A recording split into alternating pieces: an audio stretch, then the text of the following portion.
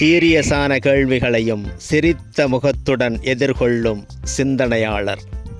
தொலைக்காட்சி விவாதங்களில் சாதுரியமான கேள்விகளாலும் பதில்களாலும் எதிர்த்தரப்பை திணற வைக்கும் அறிவுக்கூர்மை. காரியகர்த்தா, தமிழக பாஜகவின் முக்கிய தலைவர்களில் ஒருவர் பேராசிரியர் ராம சீனிவாசன். 1964 மதுரை மாவட்டம் டி. கல்லுப்பட்டியில் பிறந்தார். காந்திநிகேதன் ஆசிரமத்தில் ஆரம்ப கல்வியை பயின்றவர். உயர்நிலை கல்வியையும் கல்லுப்பட்டியிலேயே படித்து முடித்தார். காந்திநிகேதன் ஆசிரமத்தில் ஆரம்ப கல்வி படிக்கும் காலம் தொட்டு காந்தியின் மீது ஈர்ப்பு இருந்தது. காந்திய கொள்கைகளுடன் வளர்ந்தார். படிப்புடன் NCCயிலும் சிறந்து விளங்கினார். 1989 ஆண்டு விசாகப்பட்டினத்தில் நடைபெற்ற அகில இந்திய NCC கடற்படை முகாமில் தங்கப்பதக்கம் பெற்றார்.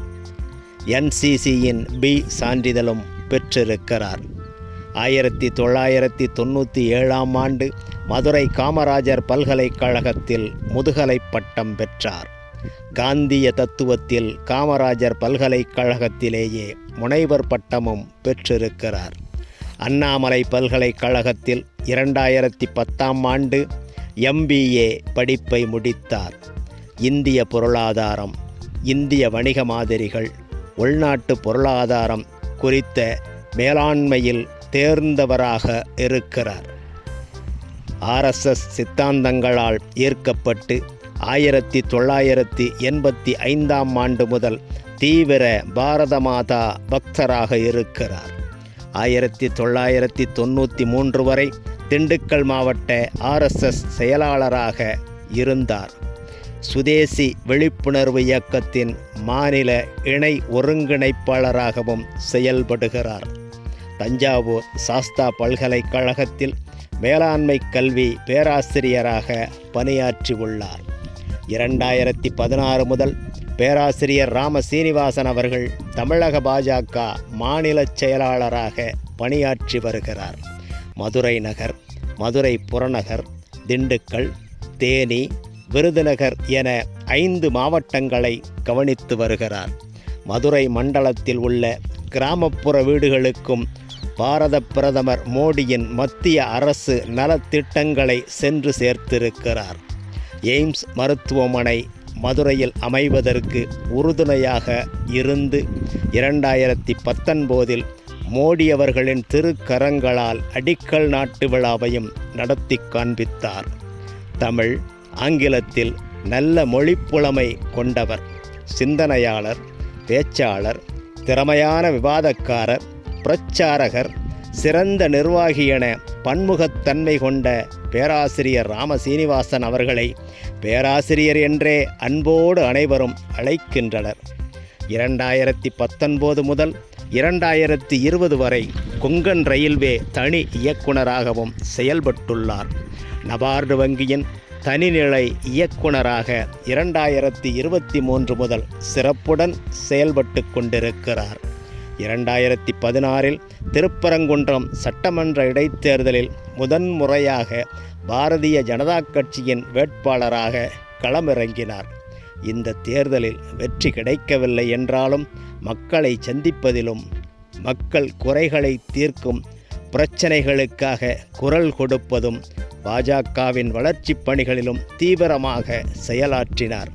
தொலைக்காட்சி விவாதங்களில் பங்கெடுத்து சாதுரியமான பதில்களின் மூலமாக பாஜகவின் மட்டுமல்ல பொதுமக்களிடமும் அறிவார்ந்த தலைவராக அறியப்படுகிறார். சிவகாசி, சாத்தூர் பகுதிகளில் முக்கியமான தொழிலான தீப்பெட்டி உற்பத்தி பெரிதும் பாதித்து வாழ்வாதாரம் நிலைகுலைய காரணமான சீன சிகார் லைட் இறக்குமதிக்கு அதிக வரி விதித்து தீப்பெட்டி தொழிலாளர் வாழ்வு மேம்பட மத்திய அரசிடம் அணுகி வெற்றி கண்டார்.